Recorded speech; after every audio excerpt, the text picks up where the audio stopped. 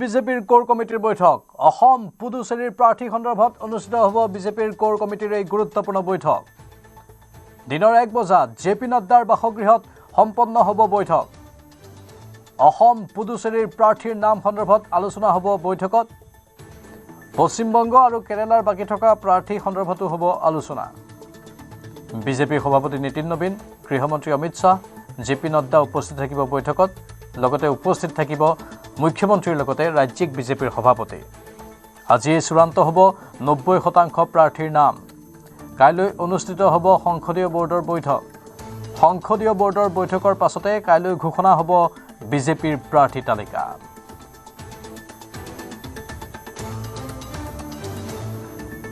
আমাৰ জ্যেষ্ঠ সাংবাদিক হিৰক জ্যোতি মালাকাৰ আছে লাইভত হিৰক অধিক তথ্য বিচাৰিছো আপোনাৰ পৰা চক যেহেতু আজি বিজেপিয়ে প্ৰাৰ্থী আসলে চূড়ান্ত কৰিব আজি যিখন 1 বজাত যিখন বৈঠক অনুষ্ঠিত হ'ব নতুন দিল্লী জেপি নাড্ডাৰ বাসগৃহত যিখন বৈঠক অনুষ্ঠিত হ'ব তাতে যেহেতু প্ৰাৰ্থী 90% প্ৰাৰ্থী চূড়ান্ত হৈ যাব আৰু বিশেষকৈ যিখন বৈঠক অনুষ্ঠিত হ'ব তাত মুখ্যমন্ত্ৰীৰ লগতে জেপি নাড্ডা ৰাষ্ট্ৰীয় বিজেপি সভাপতি নীতিন নবীনৰ লগতে ৰাজ্যিক বিজেপি সভাপতি দিলীপ শইকীয়া উপস্থিত থাকিব আৰু সেই বৈঠকখনতে আসলে যি পেনেল প্ৰস্তুত কৰা হৈছিল সেই পেনেলৰ বিষয়ে আলোচনা কৰিব 1 বজাৰ পৰা যিখন বৈঠক অনুষ্ঠিত হ'ব সেই বৈঠকখন নিশা ভাগলৈ চলা বৈঠক চলাৰ পূৰ্ণ সম্ভাৱনা আছে আৰু যি আসলে বিজেপিয়ে প্ৰাৰ্থী পেনেল প্ৰস্তুত কৰি দিল্লীলৈ প্ৰেৰণ কৰিছিলে সেই প্ৰাৰ্থী পেনেলৰ ক্ষেত্ৰত বিশেষভাৱে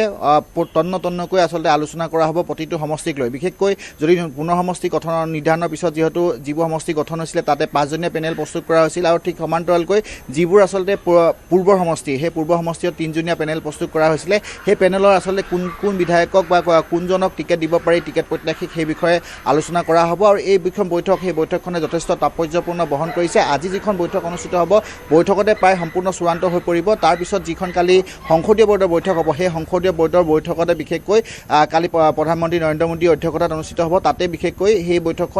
বৈঠকতে অন্তিম ছিলমোহৰ মৰা হ'ব আৰু পিছত যদি সম্ভৱতঃ হয় কালি বিয়লি ভাগত 5 বজাৰ পিছত যেহেতু প্ৰাৰ্থী তালিকা ঘোষণা কৰাৰ পূৰ্ণ সম্ভাৱনা আছে আৰু বিশেষকৈ বিজেপিয়ে এইবাৰ পূৰ্বে যে চাই দুবাৰ বা তিনিবাৰ তালিকা প্ৰকাশ কৰিছিলে কেইবাখনো তালিকা এনেদৰে প্ৰকাশ কৰা দেখিবলৈ পোৱা গৈছিল কিন্তু এইবাৰ বিশেষকৈ যোনকেইটা সমষ্টি তেওঁলোকে প্ৰতিদ্বন্দ্বিতা কৰিব সেই আটাইকেইটা সমষ্টি আসলতে প্ৰাৰ্থীৰ নাম উল্লেখ কৰিব আৰু ইতিমধ্যে যেহেতু মুখ্যমন্ত্ৰী যি দিল্লীস্থিত বাসগৃহ আছে দিল্লীস্থিত বাসগৃহত জানিব পৰা অনুসৰি যে যিসকল টিকেট প্ৰত্যাশী আছে বা এজনৰ পিছত আনজন বিধায়কে গৈ ভিৰ কৰিছে কালি যিহেতু বিয়লি ভাগত যি সময়ত আচলতে মুখ্যমন্ত্ৰীৰ লগতে ৰাজ্যিক বিজেপি সভাপতি দিলীপ শইকীয়া উপস্থিত হৈছিলে তাৰ উপস্থিত হোৱাৰ পিছতে পৃথকে তেওঁলোকে বৈঠক অনুষ্ঠিত কৰিছিলে বৈঠক অনুষ্ঠিত কৰি যিসকল টিকেট প্ৰত্যাশী আছিলে তেওঁলোকেও মুখ্যমন্ত্ৰী বা ৰাজ্যিক বিজেপি সভাপতিক সাক্ষাৎ কৰা দেখিবলৈ পোৱা গৈছিল আৰু বিজেপিয়ে এইবাৰ বিশেষকৈ এনেকুৱা ধৰণৰ গুৰুত্ব প্ৰদান কৰিছে যে যিবোৰ সমষ্টি আচলতে জয়ৰ সম্ভাৱনা অধিক থাকিব যি প্ৰাৰ্থী জয়ৰ সম্ভাৱনা অধিক থাকিব তেনে প্ৰাৰ্থীকে আচলতে প্ৰাৰ্থিত্ব প্ৰদান কৰাৰ ওপৰত এটা গুৰুত্বপূৰ্ণ ভূমিকা প্ৰদান কৰিব আৰু যিবোৰ এতিয়া বৰ্তমানৰ বিধায়ক আছে কেইবাজনো এক্সিষ্টিং বিধায়কৰ টিকেট কৰ্তন যোৱাৰ সম্ভাৱনা আছে তাৰ পৰিৱৰ্তে যিসকল আচলতে জয়ী সম্ভাৱনা থকা প্ৰাৰ্থী আছে তেওঁলোকে টিকেট লাভ কৰাৰ সম্ভাৱনা আছে আৰু বিশেষকৈ ক'ব বিচাৰিম যে এইবাৰ মহিলা আৰু যুৱ যদি 21 বৰ্ষৰ তুলনাত চাব যায় 21 বৰ্ষৰ তুলনাত এইবাৰ মহিলা আৰু যুৱক অধিক প্ৰাধান্য দিয়া হ'ব আৰু সেই অনুসৰি মহিলা আৰু যুৱৰ পূৰ্বতকৈ সংখ্যা বৃদ্ধি হ'ব বুলি এটা কথা স্পষ্টকৈ প্ৰকাশ কৰিছে কালি যিহেতু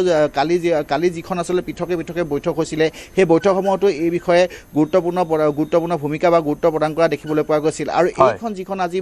1 বজা বা দিনৰ 1 বজাৰ পৰা যিখন বৈঠক হ'ব সেই বৈঠকতে বিশেষকৈ যিবোৰ সমষ্টি আছে সেই সমষ্টিসমূহৰ আচলতে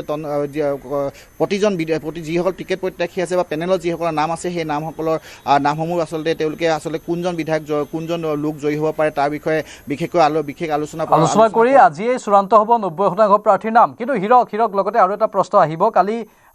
অগপ নেতৃত্বই কৈছিল যে তেওঁলোকো দিল্লীলৈ যাব আৰু দিল্লীত গৈ তেওঁলোকেও এই সন্দৰ্ভত ভালদৰে পাতিব কাৰণ কিমানখন আসন তেওঁলোকে পাব বা নাপাব সেই বিষয়ক লৈ এতিয়াও জল্পনা চলি আছে অগপৰ পৰা কিবা খবৰ আপুনি পাইছে নেকি অগপৰ কোন দিল্লীলৈ যাব কাৰ সৈতে বৈঠকত বহিব নিশ্চয়কৈ অগপৰ যিহেতু এতিয়ালৈকে প্ৰায়বোৰ সমষ্টি বা চূড়ান্ত হৈছে যিকেইটা সমষ্টি আচলতে বিজেপিয়ে অগপক এৰি দিব বিচাৰিছে প্ৰায় সমষ্টি চূড়ান্ত হৈছে কিন্তু দুটা সমষ্টিলৈ এতিয়াও জটিলতা অব্যাহত আছে সেইটো হৈছে চাবুৱা লাহোৱাল পুনৰ সমষ্টি গঠনৰ পিছত যিহেতু চাবুৱা লাহোৱাল দুটা সমষ্টি এটা কৰি দিয়া হ'ল চাবুৱা লাহোৱাল কৰি দিয়া হ'ল আৰু তাৰপিছত যিটো আচলতে পশ্চিম গুৱাহাটী অৰ্থাৎ এতিয়াৰ চেণ্ট্ৰেল গুৱাহাটী যিটো সমষ্টি এই দুটা সমষ্টিলৈ এতিয়াও জটিলতা আঁতৰা নাই আৰু অগপৰ বিচাৰিছে আচলতে তেওঁলোকক দুইটা সমষ্টি দিব লাগে তেওঁলোকৰ বিধায়ক আছে কিন্তু চাবুৱা লাহোৱালত যিহেতু বিজেপি বিধায়কো আছে বিজেপিয়ে কিন্তু চাবুৱা লাহোৱালটো এৰি দিবলৈ বিচৰা নাই আৰু সেই অনুসৰি যদি চাব যে চেণ্ট্ৰেল গুৱাহাটীও বিজেপিয়ে এৰি দিব বিচৰা নাই বিজেপিয়ে এটা বিচাৰিছে যে চেণ্ট্ৰেল গুৱাহাটী বিজেপিয়ে নিজৰ হাতত ৰাখি চাবুৱা লাহোৱাল যিটো সমষ্টি সেই সমষ্টিটো যিহেতু অগপৰ পূৰ্বৰ পৰা দাবী কৰি আছে সেই দাবীক সন্মান জনাই চাবুৱা লাহোৱাল সমষ্টিটো বন্ধুত্বমূলক প্ৰতিদ্বন্দ্বিতাৰ কাৰণে তেওঁলোকে কৈছে কিন্তু সেই বন্ধুত্বমূলক প্ৰতিদ্বন্দ্বিতা কৰিবলৈ ইতিমধ্যে আগ্ৰহ প্ৰকাশ কৰা নাই যিহেতু অগপৰ যিসকল নেতৃত্ব আছে আৰু তাৰ বাবে যিহেতু দিল্লীলৈ তেওঁলোকে যোৱাৰ কথা আছিল কিন্তু দিল্লীলৈ নাযায় তেওঁলোকে গৃহমন্ত্ৰীৰ সৈতে টেলিফোনিক বাৰ্তালাপ কৰিব আৰু টেলিফোনিক বাৰ্তালাপ কৰাৰ পিছতে আজি তেওঁলোকে চূড়ান্ত সিদ্ধান্ত গ্ৰহণ কৰিব বাকী সমষ্টি যিবোৰ আছে জানিব পৰা অনুসৰি 9 পৰা 10টা জয়ী সম্ভাৱনা থকা সমষ্টি ইতিমধ্যে অগপক এৰি দিয়া হৈছে আৰু তাৰ উপৰিও যিবোৰ সংখ্যালঘু প্ৰধান অঞ্চল কাৰণ সংখ্যালঘু প্ৰধান অঞ্চলসমূহত যিহেতু বিজেপিতকৈ অগপৰ ভেটি পূৰ্বৰ পৰা দেখিবলৈ পোৱা গৈছে শক্তিশালী আৰু সেই সংখ্যালঘু অঞ্চলসমূহত কেইবাটাও সংখ্যালঘু যি সমষ্টি আছে সেই সমষ্টি অগপক এৰি দিব কিন্তু জয়ী সম্ভাৱনা থকা 9 পৰা 10টা সমষ্টিহে বিজেপিয়ে অগপক এৰি দিয়াৰ সম্ভাৱনা আছে তাৰে ভিতৰত দুটা যি জয়ী সম্ভাৱনা থকা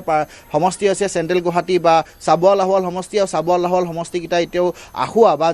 যি আচলতে জটিলতা আছিলে সেই জটিলতা দূৰ কৰা নাই আজি হয়তো বিয়লি ভাগলৈকে এই জটিলতা সম্পূৰ্ণৰূপে দূৰ হ'ব কাৰণ দিল্লীলৈ যোৱা কথা আছিলে কিন্তু দিল্লীলৈ আমাৰ হাতত পোৱা তথ্য অনুসৰি এই মুহূৰ্তলৈকে কিন্তু মন্ত্ৰী অতুল বৰা বা অগপৰ যিসকল শীৰ্ষ নেতৃত্ব আছে শীৰ্ষ নেতৃত্ব গুৱাহাটীতে আছে সেইবাবে হয়তো তেওঁলোকে তাৰ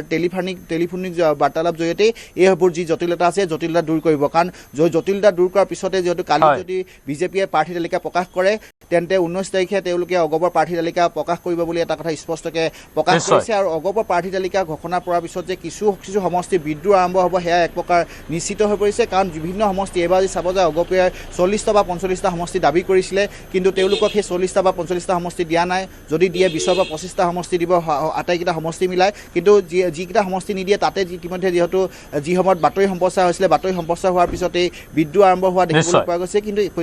প্ৰাৰ্থী তালিকা লক্ষণীয় হ'ব সকলো বিষয় হিৰক লক্ষণীয় হ'ব আৰু লগতে আমি কওঁ যে বিজেপিৰ যিখন বৈঠক আৰু কেইটামান সময়ৰ পাছতে অনুষ্ঠিত হ'ব দিল্লীত 1 বজাৰ লগে লগেই আৰু য'ত আজি 90% প্ৰাৰ্থীৰ নাম চূড়ান্ত হ'ব আৰু কাইলৈ অনুষ্ঠিত হ'ব সংসদীয় বৰ্ডৰ বৈঠক সংসদীয় বৰ্ডৰ বৈঠকৰ পিছতেই কাইলৈ বিজেপিয়ে প্ৰাৰ্থী তালিকা ঘোষণা কৰিব ধন্যবাদ জনাইছোঁ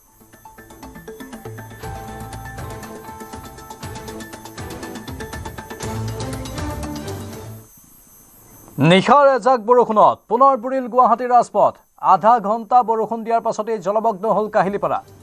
একাঠু পানীৰ মাজেৰে যাতায়াত দুচকীয়া আৰু চাৰিচকীয়া বাহনৰ কেইবাখনো বাহন আবদ্ধ হৈ পৰে কৃত্ৰিম বানৰ মাজত জটিয়া অঞ্চলত পানীৰ মাজতেই বুৰি থাকিল কেইবাখনো বাহন দৃশ্য দেখুৱাইছোঁ আপোনালোকক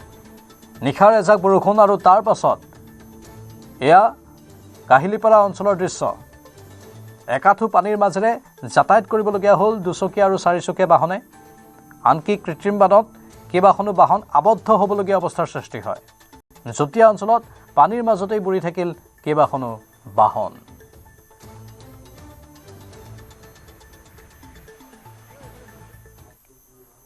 ইফালে হুজাইত নিশা প্ৰচণ্ড ধুমুহা বৰষুণৰ তাণ্ডৱ হুজাইৰ কেইবাটাও অঞ্চলত বিস্তৰ ক্ষতি থেপলাগুৰি কোমোৰাকটা ৰায়কটা কেন্দুগুৰি নভঙা অঞ্চল এই অঞ্চলবোৰত ব্যাপক ক্ষতিসাধন হৈছে বহু লোক ক্ষতিগ্ৰস্ত হৈছে ঠায়ে ঠায়ে ভাগি পৰিছে বিদ্যুৎ পৰিবাহী খুঁটা গছ পৰি বাগৰি পৰে বহুকেইটা বিদ্যুৎ পৰিবাহী খুঁটা ধুমুহা বৰষুণৰ পাছৰ পৰাই হুজাইত বিচ্ছিন্ন বিদ্যুৎ সংযোগ ধুমুহা একদম 2টামান বজাত আহিছে হঠাৎ আহিছে একদম ঘৰ চৰ পুৰা উৰাই লৈ গ'ল কি ক্ষতি হ'ল আপোনাৰ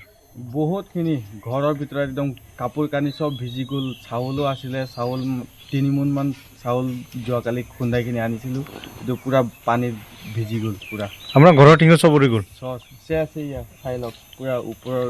চাদি টানি চব উৰাই লৈ আহিছে ইফালে নিশা অহা প্ৰবল ধুমুহাত মাজুলীতো বিস্তৰ ক্ষতি হৈছে নৰেশ দলে নামৰ এজন লোকৰ ঘৰ ভাঙি তছনছ কৰিলে ধুমুহাজাকে আহতগুৰি গাঁও পঞ্চায়তৰ গোপাল চুকত ঘৰ নৰেশ দলেৰ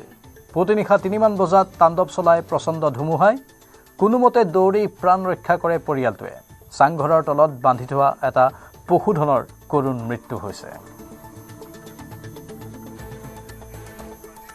আনফালে বাক্সাৰ ভাৰত ভূটান সীমান্ততো নিশা প্ৰচণ্ড ধুমুহাত বিধ্বস্ত কেইবাটাও পৰিয়ালৰ বাসগৃহ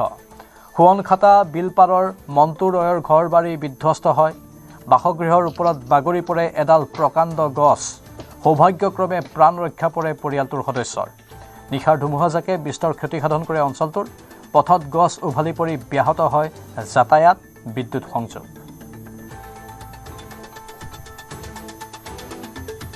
ৰাতি 8:30মান বজাত ধুমুহা আহি তাৰমানে তেওঁলোকৰ ঘৰটো তাৰমানে একদম তাৰমানে গাছ পৰি পেলাই বগৰাই দিছে তেওঁলোকৰ ভিতৰত